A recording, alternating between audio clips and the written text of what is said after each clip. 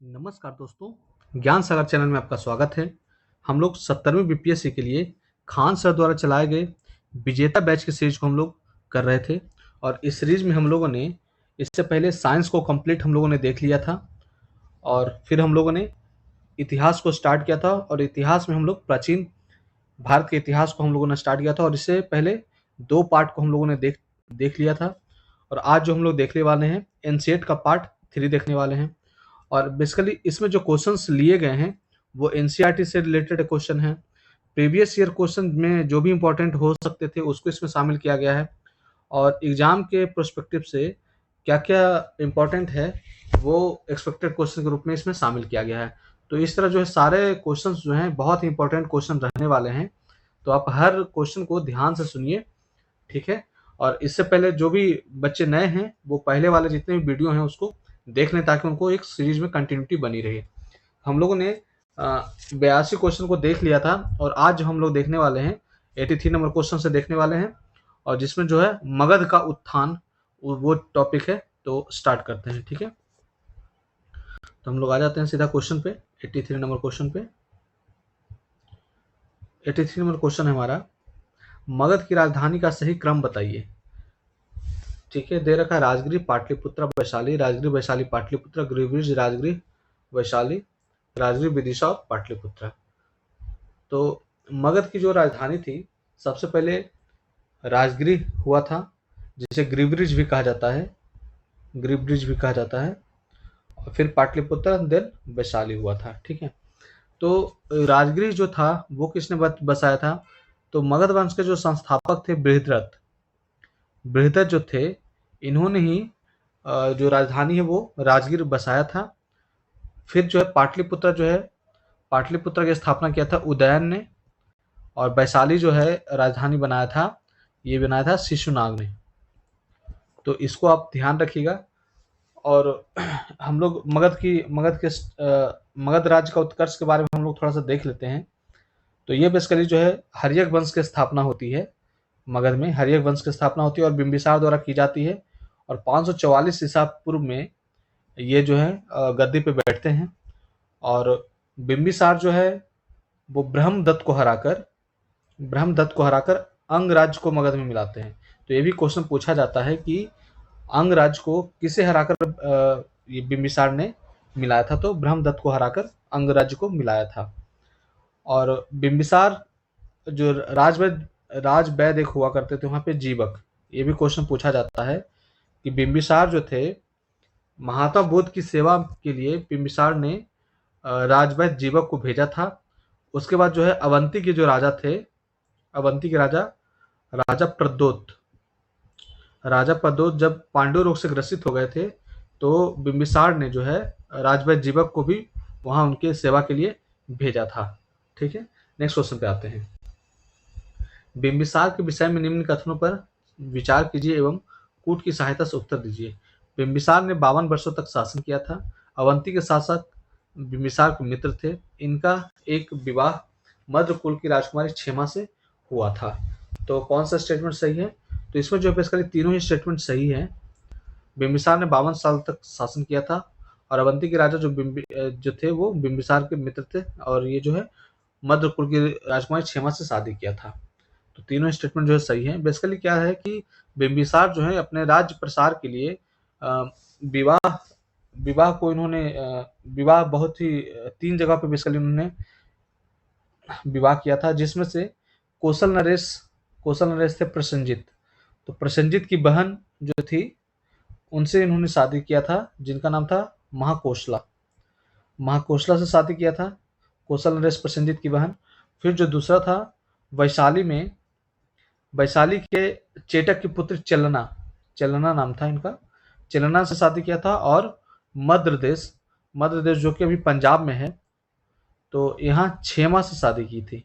तो 3 शादियां इन्होंने की थी, ठीक है। और बिंबिसार जो है 52 वर्षों तक जो है शासन इन्होंने किया था, ठीक। तो तीनों स्टेटमेंट जो है वो सही है। नेक्स्ट क्वेश्चन पे आते हैं। महाजनपदों के उदय का कौन सा कारण नहीं था? पहला है लोहे का भारी प्रयोग, सुविधाजनक भौगोलिक स्थिति, जलोढ़ मिट्टी का जमाव, जो कृषि हेतु मजबूत आधार बना। राजधानी राजगीर का अत्यधिक आर्थिक रूप से संपन्न होना। तो महाजनपद के जो उदय के कारण थे, ये महाजनपद नहीं है बेसिकली, ये मगध है। ये मगध के उदय के कारण पूछा जा रहा है, महाजनपद के नहीं। तो मगध जो साम्राज्य था उसके उदय के क्या कारण थे? तो आप जानते हैं कि वैदिक वैदिक काल में ही लोहे का भारी प्रयोग होना स्टार्ट हो गया था और वो इसका जो है निरंतर वो बढ़ता रहा। तो ये तो है ही सही। और ये गंगा के आसपास के क्षेत्र में जनसंख्या में वृद्धि होती है। और जो है तो ये जो आप देखेंगे राजगीर, जो मतलब पटना के आसपास जो देखेंगे, तो गंगा नदी के आसपास ही है ये। तो वहाँ पे भारी प्रयोग हुआ लोहे का और सुविधाजनक भौगोलिक स्थिति भी थी, ये भी सही है। जलोढ़ मिट्टी का जमाव था जो कि कृषि हेतु आधार बना गंगा नदी के कारण। ठीक है। और राजधानी राजगिरी अत्यधिक आर्थिक रूप से संपन्न था। वहाँ उसमें इतनी संपन्नता की बात नहीं थी। तो स्टेटमेंट नंबर डी जो है वो गलत हो जाएगा। ठीक है। नेक्स्ट क्वेश्चन पे आते हैं। निम्न शासकों को काल क्रमानुसार सजाइए एवं कूट की सहायता से सही उत्तर दीजिए। ठीक है। तो नाग दशक दे रखा, नंदीवर्धन, कालाशोक और शिशुनाग। तो हम लोग देख लेते हैं। पहले जो है मगध हर्यक वंश का जो संस्थापक थे वो बिंबिसार थे। ठीक है, मगध राज्य के हम लोग देख रहे हैं। और फिर इसके बाद जो है बिंबिसार के बाद आते हैं कौन? बिंबिसार के बाद आते हैं इनका बेटा था अजातशत्रु। अजातशत्रु आता है। फिर इसके बाद उदयन आते हैं, उदयन। इसके बाद नागदशक, नागदशक। फिर नागदशक के बाद इसको हरा करके शिशुनाग आते हैं। और शिशुनाग का जो उत्तराधिकारी होता है कालाशोक होता है। और कालाशोक के बाद जो है शिशुनाग वंश का अंतिम शासक हो जाता है नंदीवर्धन। फिर जो है नंद वंश की स्थापना होती है महापद्म नंद, महापद्म नंद। और फिर होती है ये इसमें घनानंद। तो ये है इसमें शासकों की वो सीरीज है। पहले बिंबिसार आता है, फिर उसका बेटा अजातशत्रु। अजातशत्रु अपने पिता बिंबिसार की हत्या कर देता है। फिर उदयन आता है, उदयन भी अजातशत्रु की हत्या कर देता है। फिर उदयन का पुत्र नागदशक बनता है। उसके बाद जो है नागदशक को हरा करके शिशुनाग जो है वो शिशुनाग वंश की स्थापना करता है। फिर कालाशोक आता है, उसका नंदीवर्धन आता है और नंदीवर्धन को हराकर महापद्म नंद नंद वंश की स्थापना करता है। फिर घनानंद आता है। तो आप एक ट्रिक से भी आप याद रख सकते हैं, हसीन मशुक शाह। ठीक है। तो हस हो गया हर्यक वंश, शीश हो गया शिशुनाग वंश, नस हो गया नंद वंश, और बाकी फिर है म से मौर्य वंश। ये पूरा ही मतलब सीरीज में बता रहा हूँ। सु से हो गया सुंग वंश, क से कर्ण वंश, और सा से सातवाहन वंश। तो इसको भी आप याद रख सकते हैं। तो इसे हम लोग देख लेते हैं, सजाने के लिए बोल रहा है। तो नागदशक, नंदीवर्धन, कालाशोक, शिशुनाग। तो कौन सा हो जाएगा?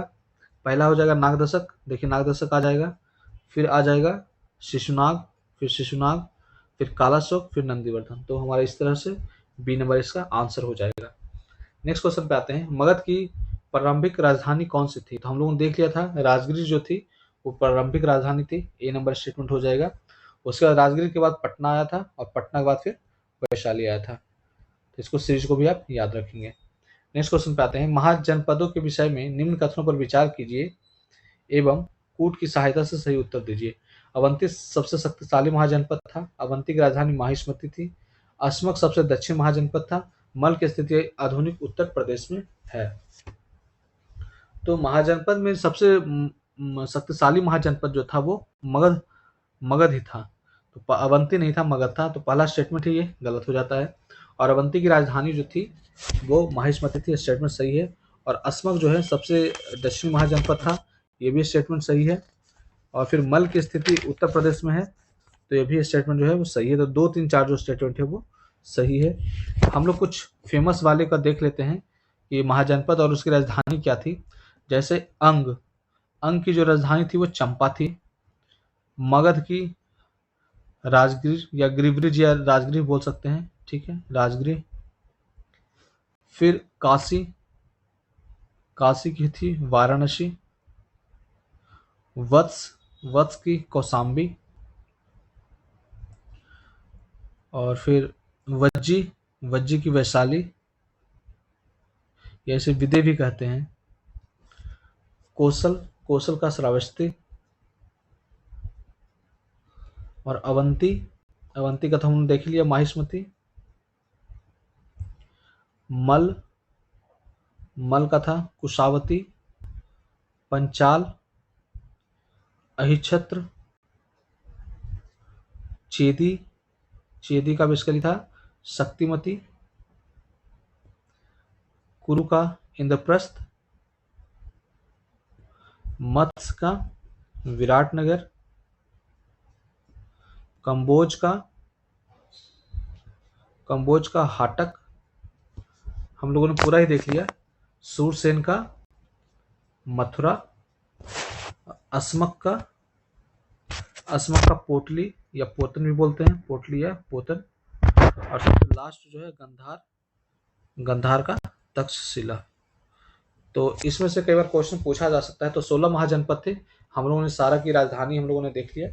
ठीक है, तो इसका आंसर हो गया था 2, 3, 4, सी नंबर। नेक्स्ट क्वेश्चन पे आते हैं। 16 महाजनपदों की सूची किन ग्रंथों से प्राप्त होती है? तो ये जो है अंगुत्तर निकाय, महावस्तु और बृहत कथा मंजरी और भगवती सूत्र। तो इससे किन से मिलता है? तो बृहत कथा मंजरी से नहीं मिलता है, जबकि अंगुत्तर निकाय से मिलता है, महावस्तु से मिलता है, भगवती सूत्र से मिलता है। अंगुत्तर निकाय जो है ये बौद्ध धर्म से रिलेटेड है, भगवती सूत्र जो है यह जैन धर्म से रिलेटेड है। तो इसको भी आप याद रखेंगे। तो 1, 2 और 4। नेक्स्ट क्वेश्चन पे आते हैं। किस ग्रंथ में बिंबिसार की हत्या करने वाला अजात शत्रु नहीं माना गया है, बल्कि ऐसा कहा गया कि उन्होंने आत्महत्या की थी? तो सबका इसमें मत अलग अलग था। तो ये किस पुस्तक में ऐसा लिखा गया है, बेसिकली ये किस ग्रंथ में लिखा गया है? तो यह जो है आवश्यक सूत्र में है। ये ऐसा लिखा गया कि बिंबिसार ने खुद ही आत्महत्या कर ली थी, खुद ही आत्महत्या कर ली थी, ऐसा इसमें आवश्यक सूत्र में लिखा गया है। और भगवती सूत्र कल्प ये जो है ये जैन से रिलेटेड है। अच्छा, बिंबिसार जो थे वो जैन धर्म को भी ये मानते थे। ठीक है, नेक्स्ट क्वेश्चन पे आते हैं। पाटलिपुत्र के विषय में निम्न कथनों पर विचार कीजिए एवं कूट की सहायता से सही उत्तर दीजिए। बुद्ध काल में पाटलिपुत्र को पाटलीग्राम कहा जाता था। पाटलीग्राम का पूरा नाम कुसुमपुरा था। अजातशत्रु ने पाटलिपुत्र का दुर्गीकरण किया था। उदयन के काल में पाटलिपुत्र अत्यधिक शक्तिशाली हो गया था। तो इसमें कौन सा स्टेटमेंट जो है वो सही है? तो उदयन के काल में सर्वाधिक शक्तिशाली पाटलिपुत्र नहीं हुआ था, जबकि यह हुआ था महापद्म नंद के टाइम में, महापद्म नंद। तो इसको ध्यान रखिएगा, महापद्म के नंद के टाइम में जो है पाटलिपुत्र बहुत ही शक्तिशाली हो गया था। तो 1, 2, 3 जो स्टेटमेंट है वो सही है। ठीक है, अब आते हैं हम लोग नेक्स्ट क्वेश्चन पे। नेक्स्ट क्वेश्चन है सुमेल मिलाना है कि बिंबिसार किस धर्म को मानते थे? शिशुनाग, अजातशत्रु और बिंदुसार। तो बिंदुसार को आप ध्यान रखिएगा, ये आजीवक संप्रदाय को ये मानते थे। ठीक है, और बिंबिसार जो है बौद्ध धर्म को मानते थे। अजातशत्रु जो था ब्राह्मण धर्म को मानता था, ब्राह्मण धर्म को। शिशुनाग जो है वो जैन धर्म को। ठीक है, तो इसको आप मैच करवा लेंगे। बिंदुसार आजीवक संप्रदाय हो गया, अजातशत्रु ब्राह्मण धर्म, बिंबिसार हो गया बौद्ध धर्म, शिशुनाग हो गया जैन धर्म। ठीक, नेक्स्ट क्वेश्चन पे आते हैं। किस शासक को पुराणों में परशुराम का अवतार कहा गया है? तो महापद्मनंद को जो है वो इसमें जो है पुराणों में परशुराम का अवतार कहा गया है। ठीक है, नेक्स्ट क्वेश्चन पे आते हैं। नंद वंश के विषय में निम्न कथनों पर विचार कीजिए, कूट की सहायता से सही उत्तर दीजिए। महापद्म को एकराट की संज्ञा दी गई है। महापद्म ने कलिंग पर भी आक्रमण किया था। पाणिनि महापद्म के मित्र थे। महापद्म के विषय में कुछ जानकारी रानी गुफा अभिलेख से भी प्राप्त होता है। तो इसमें कौन सा स्टेटमेंट जो है वो बेसिकली पूछ रहा है कि कौन सा सही स्टेटमेंट है? तो महापद्मनंद को एकराट की संज्ञा दी गई थी, ये बिल्कुल स्टेटमेंट जो है वो सही है। ठीक है, इसके अलावा जो है सर्व छत्रांतक भी इसे कहा गया है। और महापद्मनंद जो है वो कलिंग भी जीता था, कलिंग को जीता था, तभी एकराट की इनको संज्ञा दी गई थी। ठीक है, तो ये स्टेटमेंट सही, ये भी सही है। और पाणिनि महापद्मनंद के मित्र थे, ये भी स्टेटमेंट सही है। और महापद्मनंद के विषय में कुछ जानकारी रानी गुम्फा अभिलेख से ही प्राप्त होती है। तो रानी गुम्फा से नहीं प्राप्त होती है, बल्कि यह हाथी गुम्फा से प्राप्त होती है। हाथी गुम्फा इसलिए प्राप्त होती है क्योंकि यह उड़ीसा में हाथी गुम्फा है, और कलिंग पे जब आक्रमण किया था इसलिए जो है हाथी गुम्फा से मिलता है। तो 4 नंबर स्टेटमेंट गलत है, बाकी 1 2 3 जो है वो सही है। ठीक है, नेक्स्ट क्वेश्चन पे आते हैं। निम्नलिखित कथनों कोट की सहायता से सही उत्तर दीजिए। ये इसमें हम लोगों ने देख लिया था कि इसकी महाजनपद दिया हुआ है, उसकी राजधानी। तो हम लोगों ने देखा था कि सूरसेन की राजधानी कहाँ थी। तो आप जानते हैं कि मथुरा थी सूरसेन की राजधानी, है ना। सूरसेन हो गया मथुरा। मत्स्य का विराटनगर था। अस्मक का पोटन या पोटली, और पांचाल का काम्पिल्य। ठीक, नेक्स्ट क्वेश्चन पे आते हैं। महाजनपद अंग के शासन उस समय कौन थे जब बिंबिसार ने अंग पर विजय प्राप्त की थी। तो मैंने इससे बताया था कि जब विजय प्राप्त किया था तो ब्रह्मादत्त शासक था, उसी को हराकर बिंबिसार ने अंग राज्य को जीता था। ठीक है, नेक्स्ट क्वेश्चन पे आते हैं। संसार के प्रथम गणतंत्र वैशाली के संस्थापक कौन थे। तो वैशाली का जो संस्थापक था वो लिच्छवी था, तो डी नंबर इसका आंसर हो जाएगा। हर्यक वंश का तो आप जानते हैं बिंबिसार हो गया। मौर्य वंश का चंद्रगुप्त मौर्य, हम लोग आगे देखेंगे। नंद वंश का महापद्मनंद। ठीक, नेक्स्ट क्वेश्चन पे आते हैं। सत्य कथन को चुनिए। प्राचीन नगर तक्षशिला 2 नदियों के बीच स्थित था। तक्षशिला विश्वविद्यालय एक मौखिक शिक्षा केंद्र था। तक्षशिला के अवशेष वर्तमान पाकिस्तान के लाहौर के पास है। चाणक्य ने तक्षशिला से शिक्षा प्राप्त की थी। तो कौन सा स्टेटमेंट इसमें सही है। तो तक्षशिला 2 नदियों के बीच स्थित है, बिल्कुल स्टेटमेंट जो है वो सही है। तक्षशिला विश्वविद्यालय एक मौखिक शिक्षा का केंद्र था, ना कि यहाँ पे रिटन नहीं था, जबकि यह मौखिक शिक्षा का केंद्र था। और पाकिस्तान के लाहौर में नहीं मिलता है, ये स्टेटमेंट जो गलत है। ये तक्षशिला का जो अवशेष है वो लाहौर से नहीं मिलता है, रावलपिंडी की साइड से मिलता है।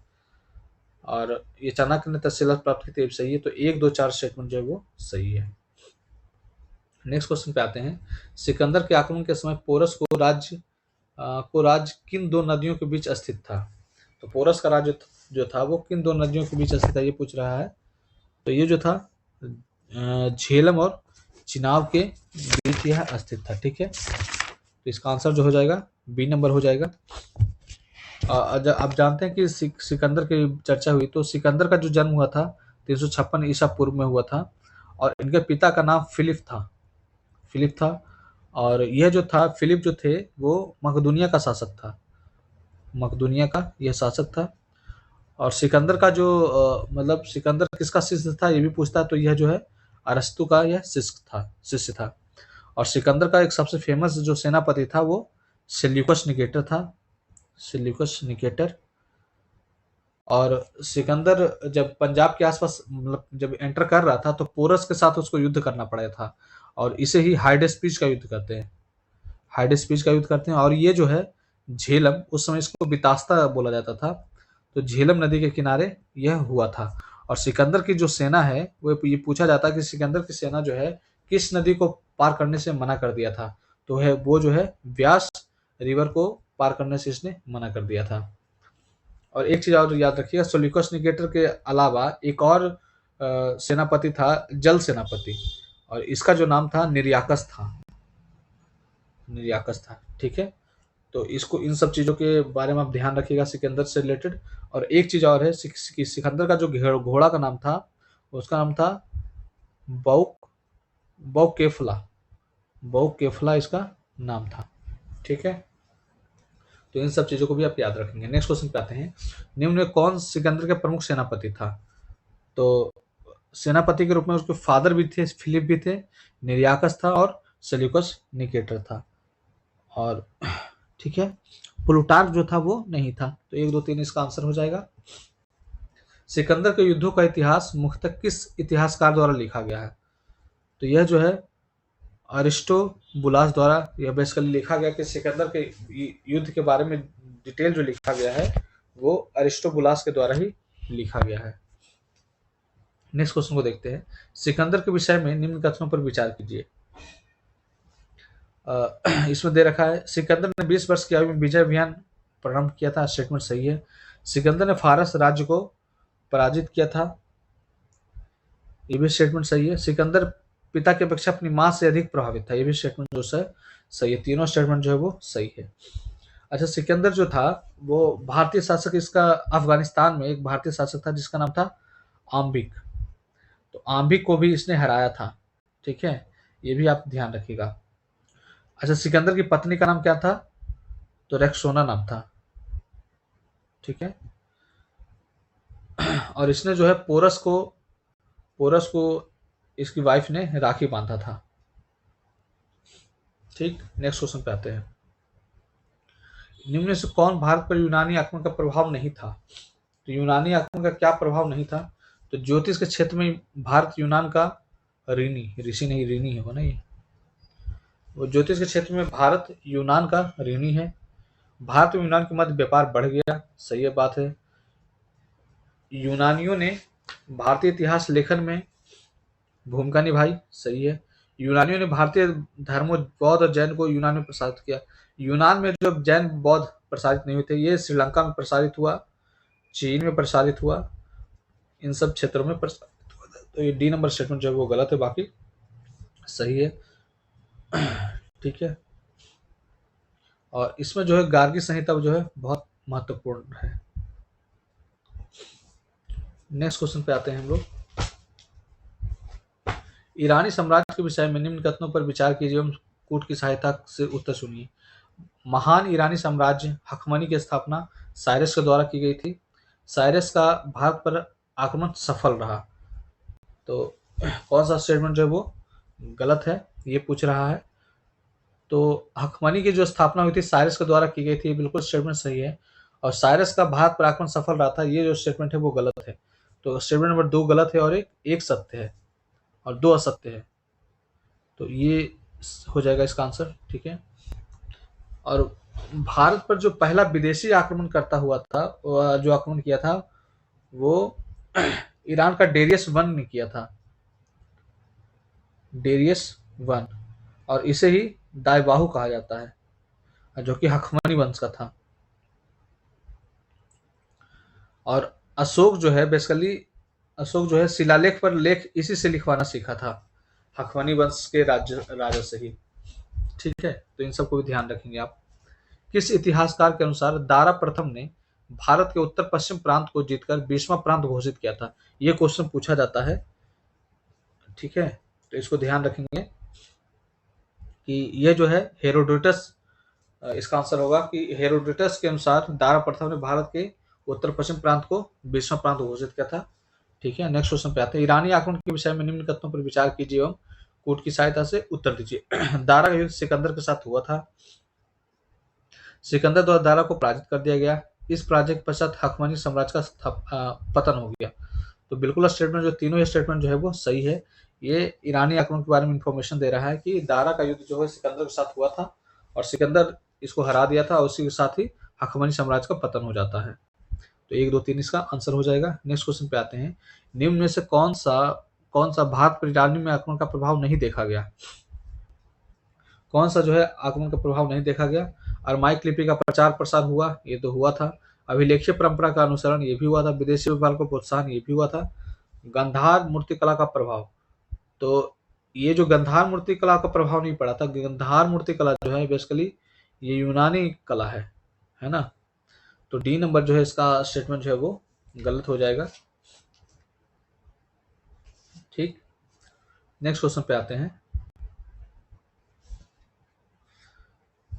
निम्न में से कौन सा अभिलेख दारा प्रथम का नहीं है? दारा प्रथम का इसमें कौन सा अभिलेख नहीं है बेसिकली ये पूछ रहा है। तो शहबाजगढ़ी जो है वो दारा प्रथम का अभिलेख नहीं है, बल्कि ये तीनों है।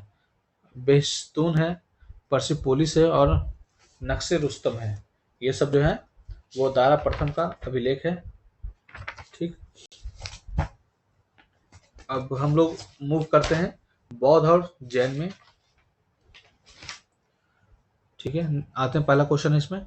निम्न में से कौन सा कारण 6ठी शताब्दी ईसा पूर्व में धार्मिक क्रांति का कारण नहीं बना? तो 6ठी शताब्दी ईसा पूर्व में जो है धार्मिक क्रांति का कारण कौन सा नहीं बढ़ा? आप जानते हैं कि वैदिक सभ्यता के जो वैदिक के बाद जो है अ,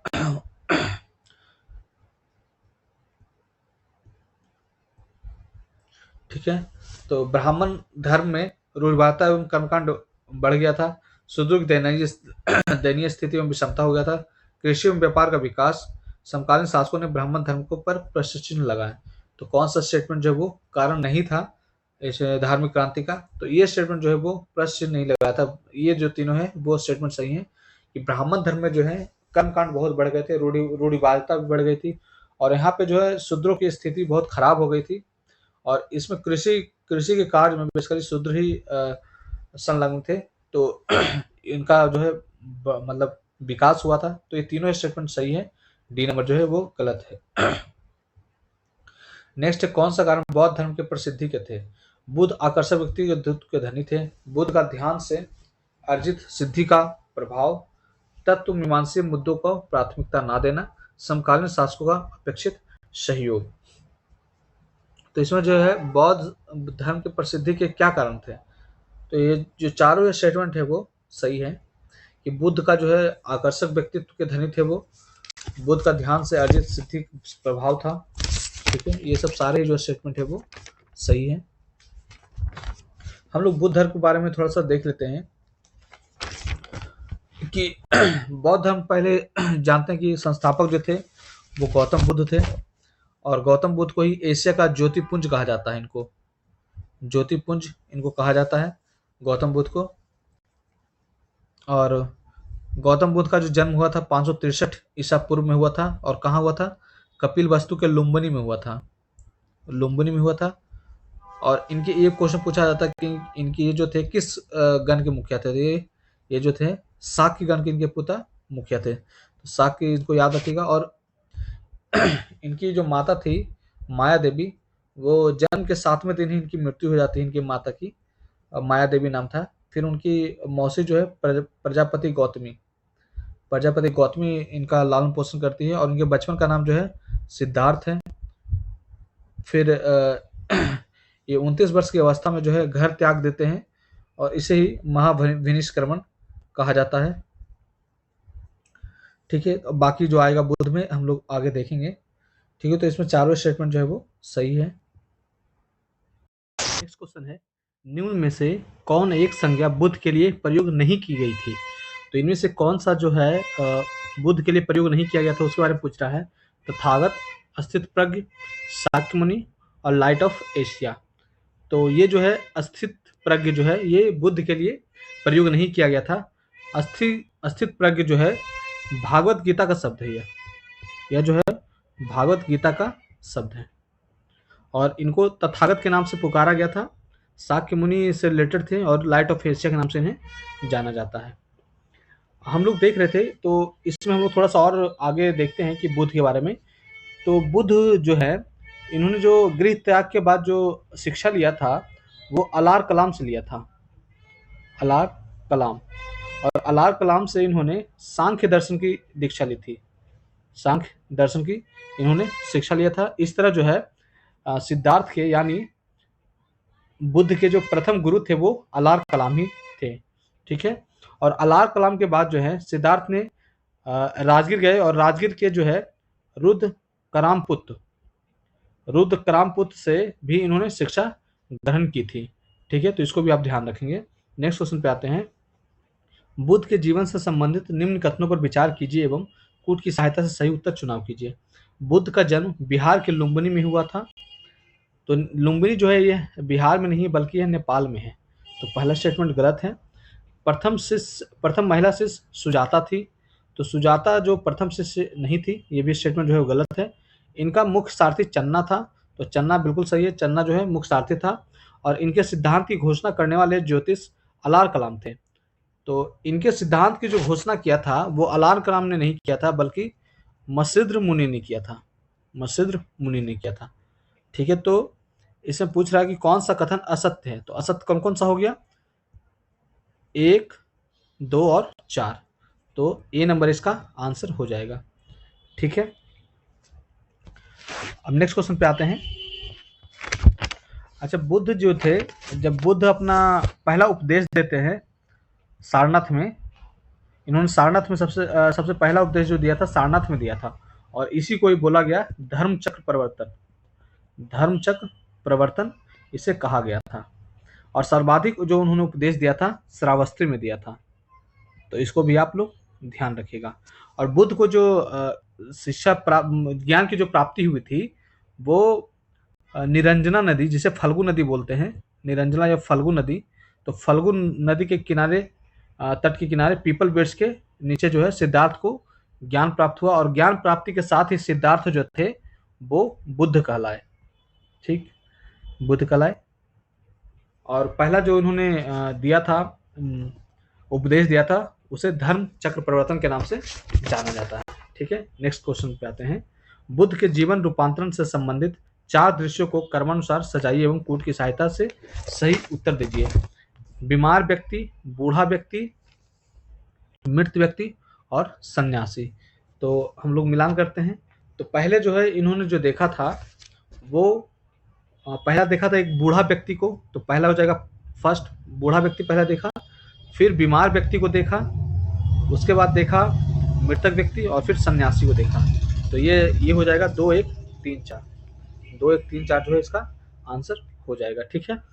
अच्छा, बुद्ध जो थे वो जो अपनी उपदेश देते थे वो पाली में इन्होंने उपदेश, जन साधारण की भाषा उसमें पाली थी, और पाली में इन्होंने उपदेश दिया था। ठीक है, नेक्स्ट क्वेश्चन पे आते हैं। अपनी समाधिकरण की प्रक्रिया से बुद्ध वास्तव में क्या खोजना चाहते थे?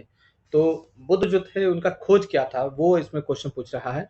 तो ईश्वर का अस्तित्व, जगत का अस्तित्व, मोक्ष की प्रक्रिया, संसार में दुख का निवारण। तो ये बेसिकली चाहते थे कि संसार में जितने भी दुख हैं उसका निवारण कैसे हो। बेसिकली उनका जो टारगेट था वो यही था। ठीक है। और हम लोग देख रहे थे कि बुद्ध जो थे, बुद्ध का जो महापरिनिर्वाण हुआ है वो कुशीनारा में हुआ है। कहाँ? कुशीनारा में। और कुशीनारा में महापरिनिर्वाण हुआ है। और इनके अवशेष को, बुद्ध के अवशेष को बेसिकली 8 भागों में बांटा गया था, और वहीं पे जो है 8 स्तूप का निर्माण किया गया था। और बुद्ध के जन्म एवं मृत्यु की तिथि को चीनी परंपरा के कैंटोन अभिलेख, ये भी कई बार पूछा जाता है, कैंटोन अभिलेख के आधार पर निश्चित किया गया है। ठीक है। और बुद्ध धर्म का जो ज्ञान था वो बेसिकली त्रिपिटक कहलाता था, त्रिपिटक। और त्रिपिटक मतलब 3 पिटक है, तो इसमें है विनय पिटक, सुत पिटक और अभिधम्म पिटक। ठीक है।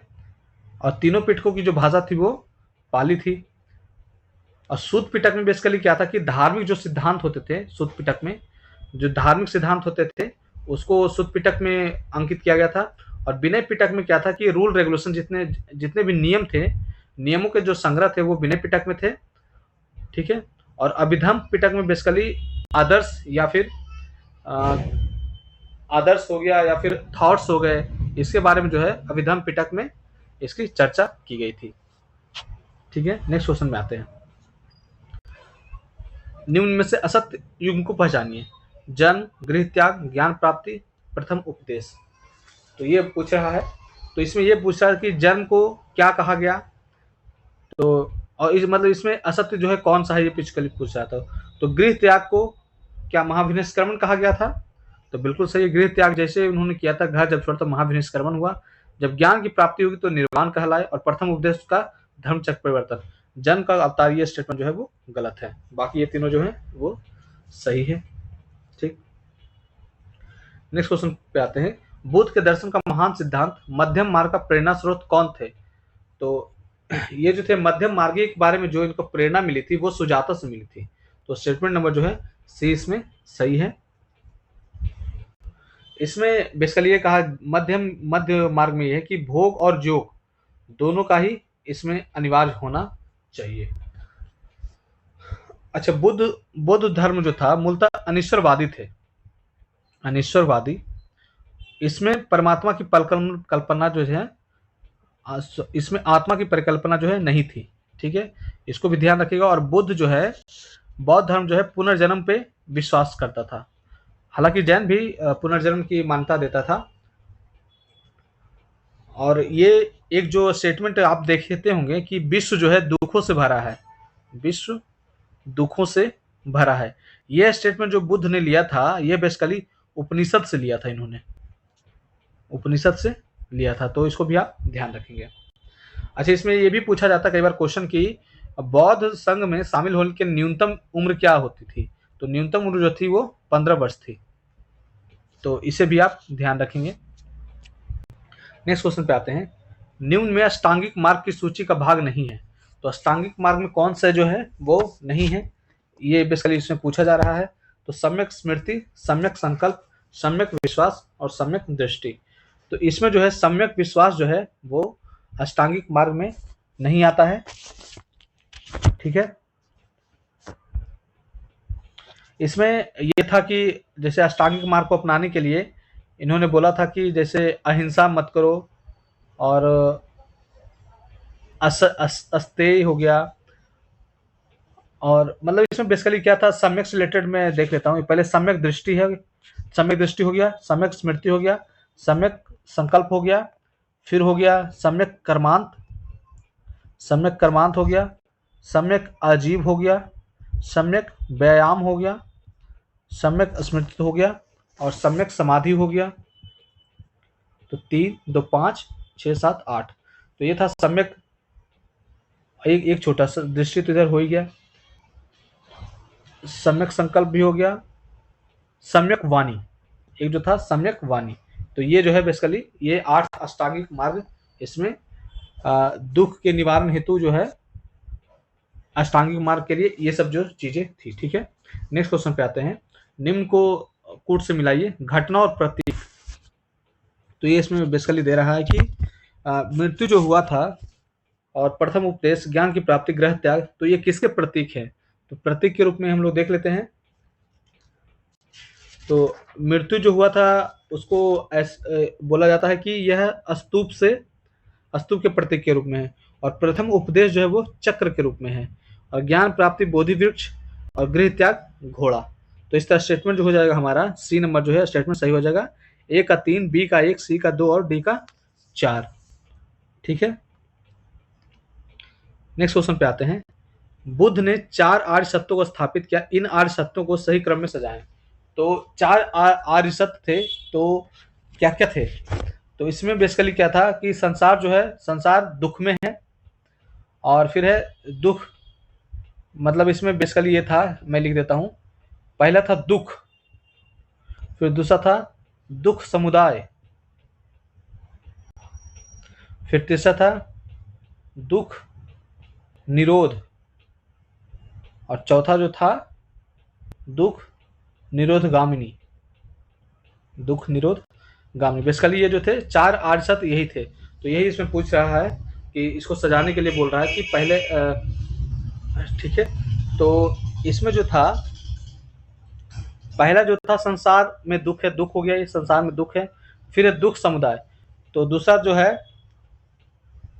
है दुख का कारण है, तो ये जो है दुख समुदाय दुख का कारण हो जाएगा, यानी 1, 4, फिर है दुख का निरोध संभव है, मतलब दुख, ये दुख निरोध हो गया 3 नंबर, और 4 नंबर जो है अष्टांगिक मार्ग जो है निरोधागामी है, ठीक है। तो इस तरह जो आंसर हो जाएगा हमारा बी नंबर हो जाएगा, ए का 1, बी का 4, सी का 2 और डी का 3। नेक्स्ट क्वेश्चन पे आते हैं, बोधिसत्व की अवधारणा का क्या तात्पर्य है, तो बोधिसत्व का मतलब बेसिकली क्या है, बेसिकली ये पूछा जा रहा है। तो इसमें जिसका जो आंसर हो जाएगा, निर्वाण प्राप्त करने में सहायक बनाना जो है बोधिसत्व की अवधारणा का लक्ष्य है या तात्पर्य है, ये बोल सकते हैं। और ये जो बोधिसत्व है जो बेसिकली ये महायान की प्रकल्पना है, ठीक है। नेक्स्ट क्वेश्चन पे आते हैं, बोधिसत्व पदाम्पानी का चित्र कहाँ चित्रित किया गया है, तो बोधिसत्व पदाम्पानी का जो चित्र है वो अजंता में चित्रित किया गया है, और गुफा नंबर 17 में। अच्छा, एक चीज मैं इसमें बता दूं कि गंधार शैली में सर्वाधिक जो है बुद्ध की मूर्तियां बनाई गई है, सर्वाधिक जो है गंधार शैली में बनाई गई है, लेकिन प्रथम जो मूर्ति बनाई गई थी वो बनाई गई थी मथुरा कला में, ठीक है। तो इसको भी आप याद रखेंगे। नेक्स्ट क्वेश्चन पे आते हैं, भारत में बौद्ध धर्म भविष्य में संसार के दुख हरने हेतु बुद्ध किस रूप में अवतरित होंगे, तो ये जो है मैत्रेय के रूप में अवतरित होंगे, ठीक है। ऑप्शन नंबर जो है 20 का सही हो जाएगा। नेक्स्ट क्वेश्चन पे आते हैं, भगवान बुद्ध के विषय में निम्न कथनों पर विचार कीजिए एवं कूट की सहायता से सही उत्तर दीजिए। देश में मूर्ति पूजा की शुरुआत जैन धर्म द्वारा की जाती है, तो स्टेटमेंट गलत है। बुद्ध बुद्ध की मूर्ति से ही देश में जो है मूर्ति पूजा स्टार्ट होता है। भारत में सबसे पहले बुद्ध को ही ईश्वर की मूर्ति के रूप में पूजा गया था, बिल्कुल स्टेटमेंट सही है। गौतम बुद्ध को देवता का स्थान अशोक के काल में मिला, अशोक के काल में नहीं मिला था, बल्कि यह कनिष्क के काल में मिला था, कनिष्क के यह काल में मिला था। तो 2 नंबर जो स्टेटमेंट है वो सही है, बाकी सब गलत हैं। ठीक है, नेक्स्ट क्वेश्चन पे आते हैं। निम्न में से किन शासकों ने बौद्ध धर्म के प्रसार में योगदान दिया था? तो कौन कौन थे वो देखना है इसमें। तो बिंबिसार ने दिया था, हर्षवर्धन ने दिया था और अशोक ने दिया था। तो 1 2 3 हो जाएगा आंसर इसका। ठीक, नेक्स्ट क्वेश्चन पे आते हैं।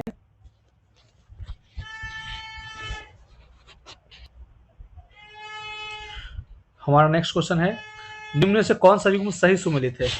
विक्रमशिला, हीनयान की शिक्षा, नालंदा महायान की शिक्षा, राजगृह बौद्ध स्तूप। तो विक्रमशिला में जो बेसिकली है वो ब्रजयान की शिक्षा यहाँ दी जाती थी। ब्रजयान मतलब तंत्र मंत्र से रिलेटेड जो था वो ब्रजयान में विक्रमशिला में शिक्षा दी जाती। तो हीनयान वाला गलत हो गया। और नालंदा में जो है महायान की शिक्षा दी जाती थी, बिल्कुल सही है। और राजगृह में बौद्ध स्तूप है, तो स्टेटमेंट ये सही है। तो 2 और 3 जो है वो सही है और 1 जो है वो गलत है। बौद्ध धर्म के प्रसिद्ध सिद्धांत प्रतीत समुत्पाद का अर्थ है। तो प्रतीत समुत्पाद का क्या अर्थ है बेसिकली ये पूछ रहा है। तो ये जो है कारण कार्य से संबंधित है, प्रतीत समुत्पाद। ठीक है, प्रतीत समुत्पाद का मतलब होता है संसार में जो भी वस्तुएं हैं उसके पीछे कोई ना कोई कारण है। ठीक है, कोई भी वस्तु एग्जिस्ट कर रही है तो उसके पीछे कोई ना कोई कारण है।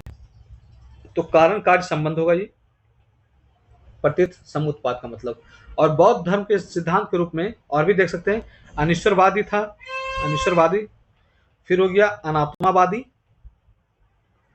फिर क्षणिकवादी और प्रतीत समुत्पाद। तो ये बेसिकली ये इनके सिद्धांत थे। ठीक है, नेक्स्ट क्वेश्चन पे आते हैं। निम्न में से कौन बुद्ध धर्म के महान सिद्धांत हैं? तो अनिश्वरवाद हो गया, और फिर यहाँ नैरात्मवाद हो गया, क्षणिकवाद हो गया और मध्यमवाद। ठीक है, तो ये चारों ही जो थे ये बौद्ध धर्म के महान सिद्धांत थे। ठीक है, नेक्स्ट क्वेश्चन है, माध्यमिका कारिका नामक पुस्तक के लेखक कौन है? तो माध्यमिक कारिका जो पुस्तक का लेखक है वो है नागार्जुन। और नागार्जुन जो थे वो महायान से संबंधित थे। ठीक है, और ये जो है माध्यमिका कारिका जो है ये बोधि सत्व की अवधारणा है ये। ठीक है, नेक्स्ट क्वेश्चन पे आते हैं। निम्न में से कौन सा कारण भारत में बौद्ध धर्म के पतन का नहीं था? तो बौद्ध धर्म के पतन का कौन सा कारण जो है नहीं था? हीनयान संप्रदाय मूर्ति पूजा प्रारंभ, ये स्टेटमेंट गलत है। वज्रयान में तंत्र मंत्र विद्या सही है। ब्राह्मण धर्म में सुधार के लिए हुआ था, सही है। दार्शनिकों द्वारा संस्कृति भाषा का प्रयोग, तो तीनों स्टेटमेंट ये सही है, 1 जो है वो गलत है। हीनयान संप्रदाय जो है मूर्ति पूजा प्रारंभ नहीं किया था, ये स्टेटमेंट गलत है। बौद्ध एवं जैन धर्म में मौलिक अंतर था। तो बौद्ध और जैन धर्म में क्या अंतर है बेसिकली? तो ये जो है आत्मा की स्वीकारता पर है, दोनों में अंतर है। ठीक है, ये स्टेटमेंट जो है वो, क्योंकि बौद्ध में जो है बौद्ध धर्म में आत्मा का परिकल्पना नहीं है। ठीक है, नेक्स्ट क्वेश्चन पे आते हैं। अब जैन का क्वेश्चन आ गया है। अच्छा, तो हम लोग एक इंपॉर्टेंट सेगमेंट इसमें छूट रहा है, उसको हम लोग थोड़ा सा देख लेते हैं कि जो बौद्ध सभाएं हुई थी, बौद्ध संगीतियां जो हुई थी वो कहाँ कहाँ हुई थी। तो वो हम लोग बेसिकली देख लेते हैं। इससे कई बार क्वेश्चन पूछा जाता है। तो मैं देखना लिखता हूँ सभा, कलर थोड़ा चेंज कर लेता हूँ। ये हो गया सभा, समय, स्थान, अध्यक्ष और शासनकाल। ठीक, तो इसमें हम लोग डिटेल इसमें देख लेते हैं। तो प्रथम जो हुआ था, प्रथम बौद्ध संगीति जो हुआ था किस समय हुआ था? तो 483, तो कलर इसमें चेंज कर लेता हूँ तो ज़्यादा ठीक रहेगा। सभा प्रथम हो गया, फर्स्ट का जो समय था 483 ईसा पूर्व, और इसका स्थान जो था वो राजगृह, और इसमें जो अध्यक्ष थे महाकश्यप, और इसके शासनकाल इस समय कौन थे शासक जो थे? अजात शत्रु। फिर सेकंड में 100 साल आ जाइए, तो 383 ईसा पूर्व। और ये जो था स्थान जो था वैशाली, और अध्यक्ष जो थे सवाकामी, और शासक जो थे काला शोक। फिर थर्ड देखते हैं 255 ईसा पूर्व, और स्थान जो था पाटलिपुत्र, और अध्यक्ष मोगलीपुत्तिस, और जो शासक थे वो अशोक थे। फिर आ जाइए फोर्थ जो हुआ था, फोर्थ बौद्ध, चार टोटल जो है 4 बौद्ध संहिताएं हुई थी। तो 4 जो है फर्स्ट शताब्दी में हुई थी, प्रथम शताब्दी में। और इसमें जो स्थान था वो कुंडलवन, जो कि कश्मीर में था, कुंडलवन। और इसमें जो अध्यक्ष थे वसुमित्र या अश्वघोष, और इसमें जो शासक थे वो कनिष्क थे, कनिष्क। और चतुर्थ के बाद ही जो है हीनयान महायान में कन्वर्ट हो जाता है इसके बाद। तो इसको ध्यान रखिएगा, ये क्वेश्चन कई बार पूछा जाता है। ठीक है, नेक्स्ट क्वेश्चन पे आते हैं। अब जैन से रिलेटेड क्वेश्चन आ गया है। निम्न में से सुमेलित कीजिए और कूट की सहायता से उत्तर दीजिए। ठीक है, तो ऋषभ देव बोल रहा है अजीतनाथ, पार्श्वनाथ, महावीर स्वामी। तो इसमें बेसिकली प्रतीक चिन्ह के रूप में पूछा जा रहा है कि किसके प्रतीक चिन्ह कौन थे। तो ऋषभ देव का जो प्रतीक चिन्ह था वो सांड था। सांड मतलब बैल हो गया, इसको सांड भी आप ध्यान रखिएगा, सांड। अजीतनाथ का जो था बेसिकली हाथी था, बी का 1। और फिर पार्श्वनाथ का क्या था? पार्श्वनाथ का सर्प था। और महावीर स्वामी का सिंह। तो ए का 2, बी का 1, ए का 2, बी का 1, सी का 3 और डी का 4। ये सी नंबर इसका आंसर हो जाएगा। ठीक है, महावीर स्वामी के बारे में हम लोग थोड़ा सा देख लेते हैं कि ये जो थे जैन धर्म के मतलब उपासक थे। और जैन धर्म का जो पहला संस्थापक थे या प्रथम तीर्थंकर जो थे वो ऋषभ देव थे। ठीक है, और 23वें जो तीर्थंकर थे वो थे पार्श्वनाथ थे।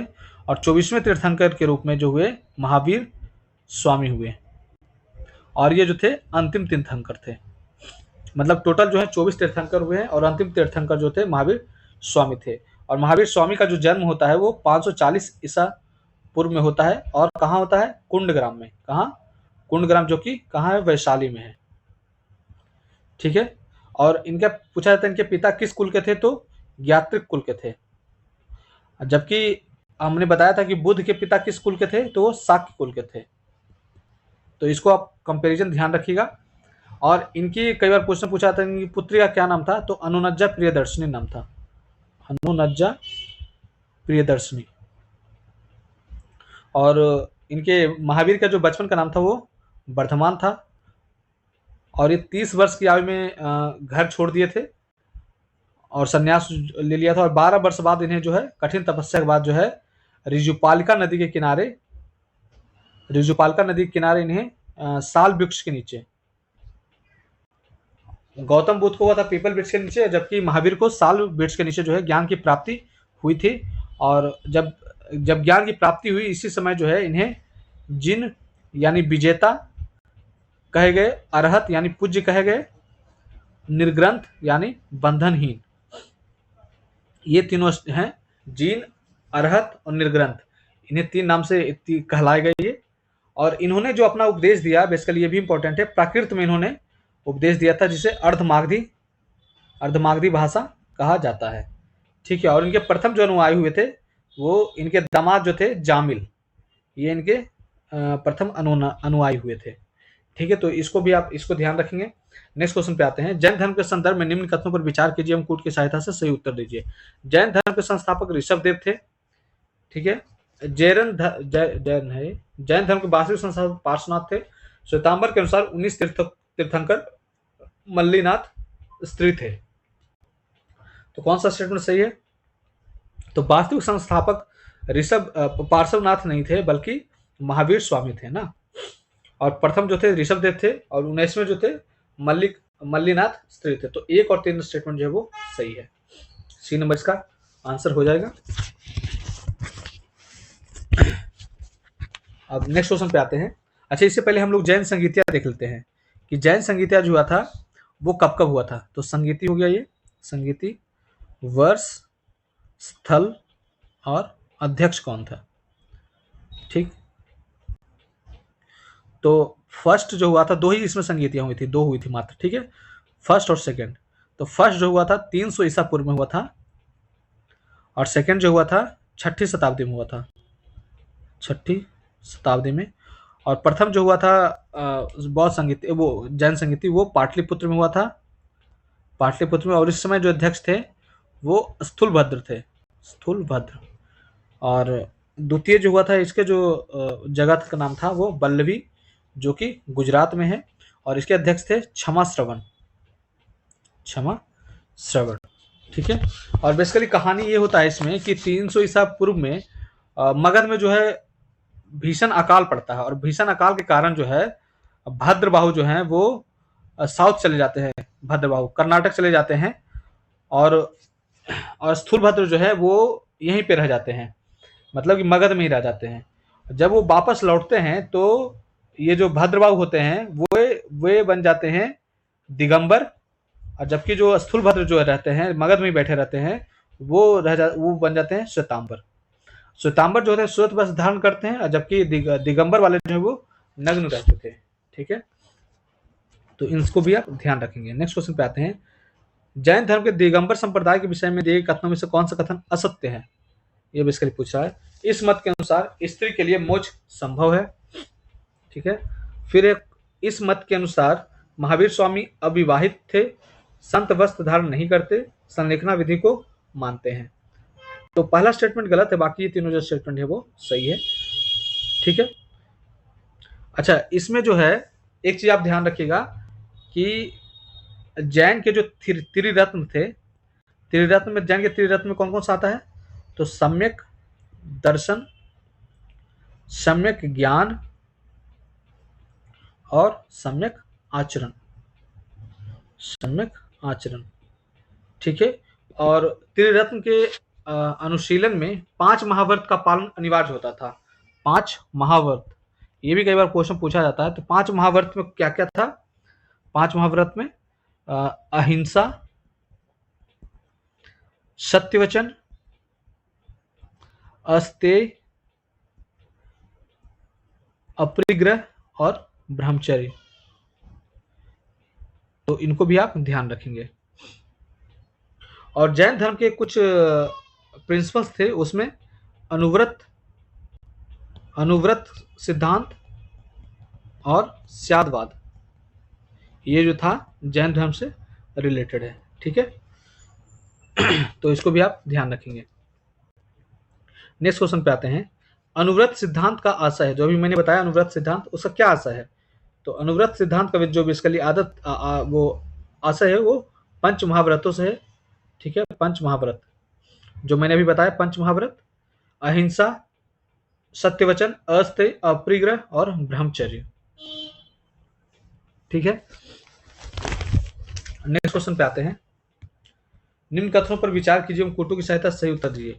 प्रारंभिक जैन साहित्य अर्धमागधी में लिखा गया था। महावीर स्वामी की जीवनी भागवती सूत्र में लिखी गई है।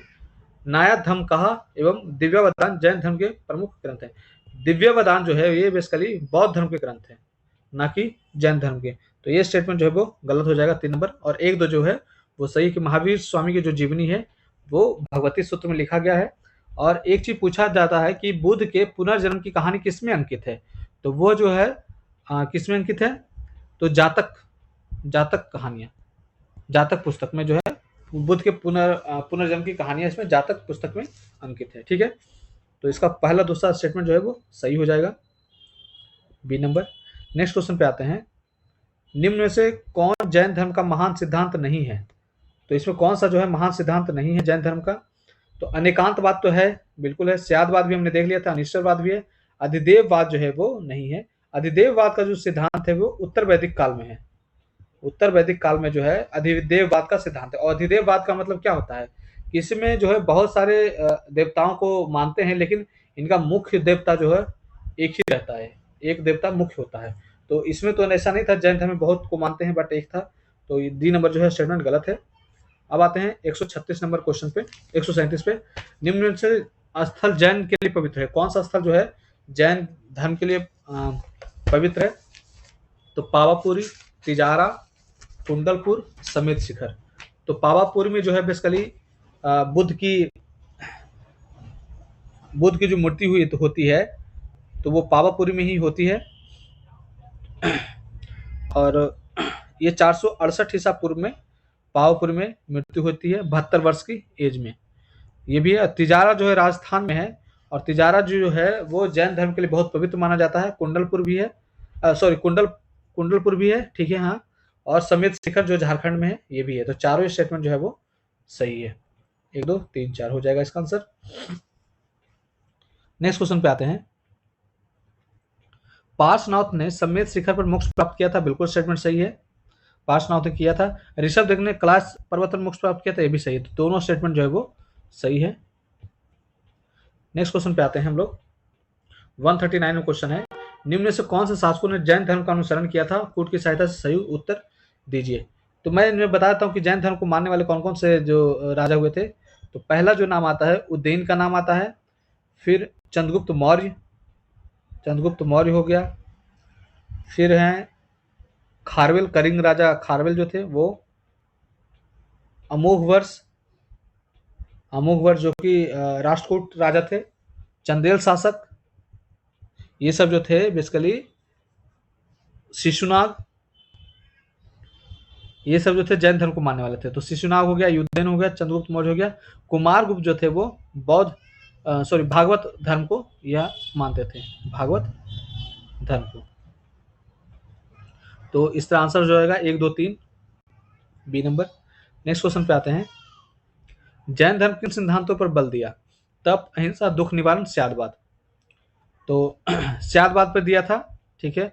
दुख निवारण पे तो बुद्ध ने दिया था ना, अहिंसा पे और तप पे। तो 1 2 4 इसका आंसर हो जाएगा बी नंबर, ठीक है। नेक्स्ट क्वेश्चन पे आते हैं हम लोग 141 नंबर पे। जैन धर्म मुख्यतः षड दर्शन के किस सिद्धांत से कुछ समानता रखता है? तो वेदांत दर्शन, सांख्य दर्शन, मीमांसा दर्शन, वैशेषिक दर्शन। तो ये जो है बेसिकली सांख्य दर्शन से यह समानता रखता है, क्योंकि ये जो है अनिश्वरवादी कॉन्सेप्ट को मानता है, अनिश्वरवादी कॉन्सेप्ट को यह मानता है, और इसलिए जैन धर्म जो है सांख्य दर्शन से संबंधित है बेसिकली, ठीक है। अब जैसे षड दर्शन की बात हुई, तो षड दर्शन को हम लोग देख लेते हैं कि पहला था, ऐसा देख लीजिए, चरवाक को देख लेते हैं, चारवाक को। तो चारवाक का जो ये थे, चारवाक ने ही इस कॉन्सेप्ट को दिया था। फिर था योग को पतंजलि ने लाया था, योग दर्शन। फिर है सांख्य जो है कपिल ने दिया था इस कॉन्सेप्ट को। न्याय जो है गौतम ने। इसके अलावा मीमांसा करके था, मीमांसा 2 थे, ठीक है। मीमांसा एक था उत्तर और एक पूरब। तो उत्तर का जो दिया था वो वदरायन ने दिया था, वदरायन ने। और पूर्वी मीमांसा को जो दिया था कॉन्सेप्ट, जैमिनी ने दिया था, ठीक है। और एक था वैशेषिक कनाद ने दिया था, ऋषि कनाद ने। और एक था वेदांत मत जो है ये दिया था शंकराचार्य ने। तो इसको आप याद रखेंगे, ये भी क्वेश्चन कई बार है पूछा जाता है। नेक्स्ट क्वेश्चन पे आते हैं। जैन धर्म के विषय में कथनों का सही उत्तर दीजिए, ठीक है। महावीर स्वामी की प्रथम महिला शिष्य प्रियदर्शनी थी। फिर है महावीर स्वामी की मृत्यु के पश्चात जैन संघ का प्रथम अध्यक्ष सुधर्मन बना। प्रारंभिक चरण में जैन धर्म में मूर्ति का पूजा का विधान नहीं था। तो कौन सा स्टेटमेंट जो है वो सही है? तो ये पहला जो महिला शिष्य प्रियदर्शनी नहीं थी, ये गलत स्टेटमेंट है। और ये दोनों स्टेटमेंट जो है वो सही है कि महावीर स्वामी की मृत्यु के पश्चात जो है जैन संघ का प्रथम अध्यक्ष बना था, सुधर्मन बना था, ठीक है। तो 2 और 3 स्टेटमेंट जो है वो सत्य हैं। नेक्स्ट क्वेश्चन पे आते हैं। कौन सा ग्रंथ जैन धर्म से संबंधित नहीं था? तो भगवती सूत्र तो है, ठीक है। नया धम्मकहा भी है, आचरण सूत्र भी है, माध्यिका करिका जो है ये नागार्जुन जो ने लिखा था, ये तो बौद्ध धर्म से संबंधित है जो कि नागार्जुन ने लिखा था। डी नंबर स्टेटमेंट जो है वो गलत है। 144 पे आते हैं। कूट की सहायता से उत्तर दीजिए। अमोघ वर्ष जो जैन सन्यासी था, मैं बताया था। अमोघ वर्ष ने रत्न मलिक नामक ग्रंथ लिखा था, ये भी सही है। दोनों स्टेटमेंट जो है वो सही है। नेक्स्ट क्वेश्चन पे आते हैं। प्रथम जैन संगीति के विषय में कथनों पर विचार कीजिए, असत्य उत्तर को पहचान कीजिए। ठीक है, इसका आयोजन पाटलिपुत्र में हुआ था, तो बिल्कुल स्टेटमेंट सही है। मैंने बताया था किसके अध्यक्षता में, तो स्थूलभद्र के अध्यक्षता में हुआ था, स्थूलभद्र के। ठीक है, इसमें जैन धर्म के प्रधान 12 अंगों का संपादन हुआ, ये भी स्टेटमेंट सही है। इसमें बिंदुसार पाटलिपुत्र के शासक थे, तो ये जो है गलत है। पाटलिपुत्र के शासक बिंदुसार नहीं थे, बल्कि थे इस समय चंद्रगुप्त मौर्य थे इस समय। ठीक है, नेक्स्ट क्वेश्चन पे आते हैं हम लोग। निम्न में से जैन धर्म से संबंधित नहीं है, कौन सा संबंधित नहीं है? आश्रव, संवर, बंधन, अस्थिप्रज्ञ। अस्थिप्रज्ञ तो मैंने बताया था पहले भी कि ये भागवत गीता से लिया गया है, तो ये नहीं है। बाकी आश्रव, संवर और बंधन ये है। आश्रव का मतलब होता है इच्छा एवं मोह का व्यक्ति की तरफ आना। ठीक है, इच्छा एवं मोह का व्यक्ति की तरफ आना। ठीक है, नेक्स्ट क्वेश्चन पे आते हैं। 147 सही सहायता मतलब सही उत्तर को इसमें चुनना है। बुद्ध के पुनर्जन्मों से संबंधित जातक कथाएं सुत्त पिटक में वर्णित है। हमने पहले देखा था कि बुद्ध के पुनर्जन्म जो है जागत कथाएं में लिखी गई है। सबसे प्रसिद्ध जातक कथा खुद्दक निकाय है, ये भी स्टेटमेंट जो सही है, आप फैक्चुअल है, आप ध्यान रखिएगा कि सबसे प्रसिद्ध जातक कथा जो है खुद्दक निकाय है। नागार्जुन को भारत का आइंस्टीन कहा जाता है, ये भी स्टेटमेंट सही है। नागार्जुन को जो है भारत का आइंस्टीन कहा जाता है। और बौद्ध धर्म को महान टीकाकार बुद्ध घोष थे, ये भी स्टेटमेंट सही है। तो चारों स्टेटमेंट जो है वो बेसिकली सही है। नेक्स्ट क्वेश्चन पे आते हैं। प्रथम जैन सभा का किसने विरोध किया था? तो आप जानते हैं कि श्वेतांबर लोगों ने किया था, जो कि स्थूलभद्र थे। तो श्वेतांबर लोग किए, तो ऑब्वियस बात है कि दिगंबर लोग जो है विरोध करेंगे, तो ए नंबर इसका आंसर हो जाएगा। और लास्ट क्वेश्चन है आज का। जैन धर्म का प्रसिद्ध ग्रंथ परिशिष्ट पर्व किसके द्वारा रचित है? तो परिशिष्ट पर्व जो है वो हेमचंद द्वारा रचित है। हेमचंद जो है जैन व्याकरण भी इन्होंने लिखा था। ठीक है, और परिवृष्ट पर्व जो है इन्हीं के द्वारा, हेमचंद के द्वारा लिखा गया है। तो धन्यवाद दोस्तों, आप इसी तरह कंटिन्यूटी बनाए रखें।